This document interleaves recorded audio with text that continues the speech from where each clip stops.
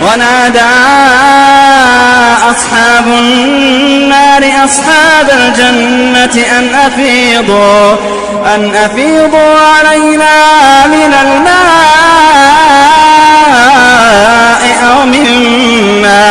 أو مما رزقكم الله. ونادى